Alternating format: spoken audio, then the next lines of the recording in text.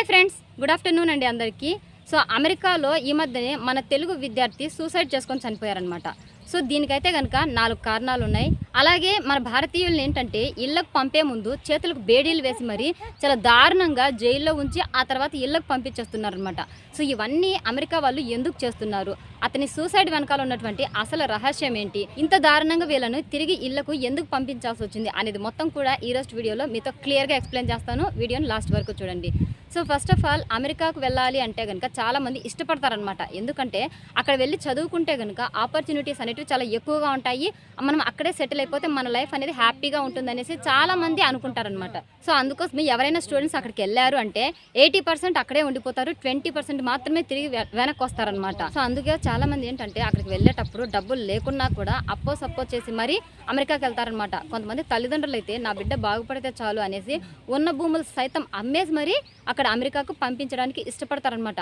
తీరా అక్కడికి వెళ్ళిన తర్వాత వాళ్ళకి వచ్చే శాలరీ ఎంత అంటే వాళ్ళు అక్కడ ఉండటానికి, తినటానికి, కట్టుకోవటానికి సరిపోయేంత కూడా ఇవ్వరనమాట. ఒకవేళ వచ్చినా కూడా తిరిగి దాన్ని అంతో ఇంతో మిగలబెట్టుకునేసి మరీ ఇళ్ళకు పంపించాల్సి వస్తుంది. సో ఇంత కఠినంగా అక్కడ ఉండలేక ఆ జీతాలు వాళ్ళకి సరిపోకనే కొంతమంది స్టూడెంట్స్ ఏం చేస్తారంటే ఎక్స్ట్రా వర్క్ చేస్తారనమాట. లైక్ పెట్రోల్ బంకుల్లో పనిచేస్తారు, అలాగే ఏదైనా సరే రెస్టారెంట్లలో పనిచేస్తారు, అలాగే వాళ్ళ ఆఫీసుల్లోనే ఎక్స్ట్రా వర్కులు చేస్తారనమాట.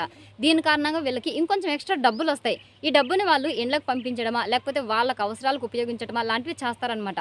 కానీ ఇప్పుడు తీసుకొచ్చిన యాంటీ ఇమిగ్రేషన్ చట్ట ప్రకారం అమెరికాలో ఇదంతా కూడా ఇల్లీగల్ అనమాట. సో ఏ పని మీద అయితే నువ్వు అమెరికాకి వెళ్ళావో అదే పనే చేసుకుంటూ ఉండాలి. ఆ డబ్బు నీకు సరిపోకపోయినా అదే పనిలోనే ఉండాలి. నచ్చితే ఉండాలి, లేకపోతే ఇంటికి వెళ్ళాలి తప్పితే ఇట్లా వేరే పనులకు చేయకూడదు, వేరే పనులకు నువ్వు వెళ్ళకూడదు అనే విధంగా ఈ చట్టం ఉందన్నమాట.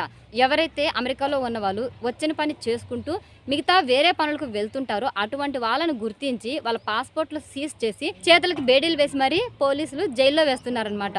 సో ఇదంతా చూసినటువంటి కొంతమంది స్టూడెంట్స్ ఏంటంటే భయభ్రాంతులకు గురైపోయి సో మమ్మల్ని కూడా పట్టుకుంటారు, మమ్మల్ని కూడా జైల్లో వేస్తారనేసి డిప్రెషన్ పాలవుతున్నారనమాట.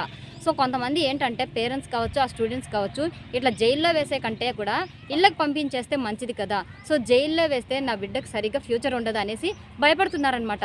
సో ఇంకొంతమంది ఏంటంటే సో ఎవరైతే ఇట్లా డాంకీ రూట్ ద్వారా వెళ్ళుంటారో అంటే అమెరికాకు వెళ్ళటానికి డైరెక్ట్ రూట్లు అనేసి ఉంటాయి. సో అవి కాకుండా వేరే దారుల ద్వారా అంటే కొలంబియా ద్వారా, కెనడా ద్వారా, మెక్సికో ఇలాంటి దారుల వెంబడి వెళ్తే కనుక దాన్ని డాంకీ రూట్ అంటారనమాట. డాంకీ రూట్లో ఎవరైతే వెళ్ళుంటారో వాళ్ళని కూడా గుర్తించి వాళ్ళ పాస్పోర్ట్లని సీజ్ చేసి జైల్లో వేస్తున్నారనమాట. సో ఇదే విధంగానే మన ఇండియాకు సంబంధించిన తెలంగాణ అబ్బాయి అయినటువంటి సాయి కుమార్ రెడ్డి యొక్క పాస్పోర్ట్ను కూడా యాంటీ ఇమిగ్రేషన్ డిపార్ట్మెంట్ వాళ్ళు చెక్ చేసి అతని పాస్పోర్ట్ని సీజ్ చేయడం జరిగిందనమాట.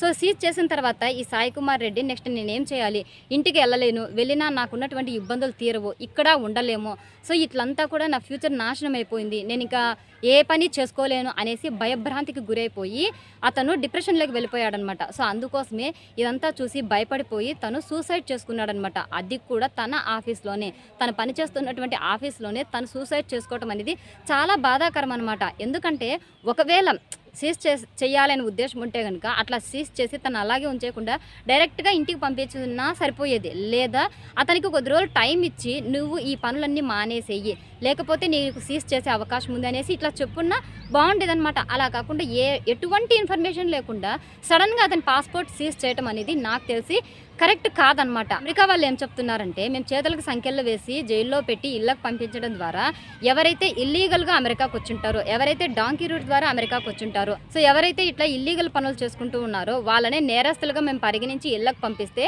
ఇటువంటి తప్పులు ఇక్కడ ఉన్న వాళ్ళు చేయరు, అలాగే ఇంకొకసారి వీళ్ళు ఆ తప్పులు చేయకుండా ఉంటారు, అందుకోసమే మేము ఇంత కఠినంగా ప్రవర్తించాల్సి వచ్చింది అనేసి అక్కడ ఉన్నటువంటి వాళ్ళు చెప్తున్నారనమాట.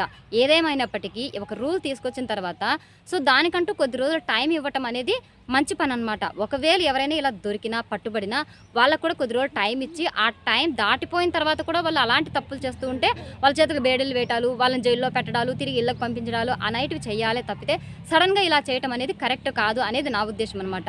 ఇంకొక విషయం కూడా చెప్పాలి, అదేంటంటే మీరు ఇంతకుముందు గమనించినట్టయితే కనుక కువైట్, సౌదీ దేశాలలో ఎవరైనా వేరే దేశస్తులు ఏదైనా చిన్న తప్పు చేసినా, ఏదన్నా అఫేర్ లాంటివి పెట్టుకున్నా కూడా వాళ్ళకి డైరెక్ట్ మరణశిక్షలే వేసేటం అనమాట. సో వాటితో పోలిస్తే అమెరికా వాళ్ళు చేసేటి మంచి పనులే. ఎందుకంటే మనకి మరణ శిక్షణలు అంటే ఉరి శిక్షలు ఇలాంటివి వేయకుండా మనల్ని సేఫ్గా ఇంటికి పంపిస్తున్నారు కదా. సో ఇది కూడా కరెక్టే. కానీ ఒక విధంగా చెప్పాలంటే సో వాళ్ళు రీసెంట్గా అమెరికాకి వెళ్ళి సెటిల్ అయింటారు. 1 ఇయర్ కావచ్చు, 6 మంత్స్ కావచ్చు, 2 ఇయర్స్ కావచ్చు. సో ఈ 2 ఇయర్స్ 1 ఇయర్కి వాళ్ళు ఏం సంపాదించుండరు, పైగా వాళ్ళకు ఉన్నటువంటి అప్పులు కూడా తీరండి అనమాట.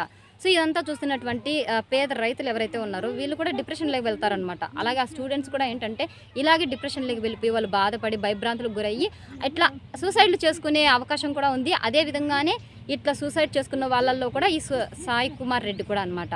సో ఎవరైనా సరే ఏదైనా ఒక చట్టం తీసుకొస్తే దానికంటూ ఒక 3 మంత్స్ కానీ 6 మంత్స్ కానీ టైం ఇచ్చుంటే మంచిది అనేసి నా ఉద్దేశం. ఇదే ఉద్దేశంతో మన మోడీ గారు కూడా ట్రంప్ దగ్గరికి వెళ్ళి ఇట్లా చర్చించనున్నారనమాట 13వ తారీఖున. సో ఈ చర్చల తర్వాత తెలుస్తుంది ఎటువంటి మార్పులు ఏమైనా వస్తాయా అనేసి. సో ఇదంతా కూడా మనం తెలుసుకోవాల్సిన నెక్స్ట్ టాపిక్.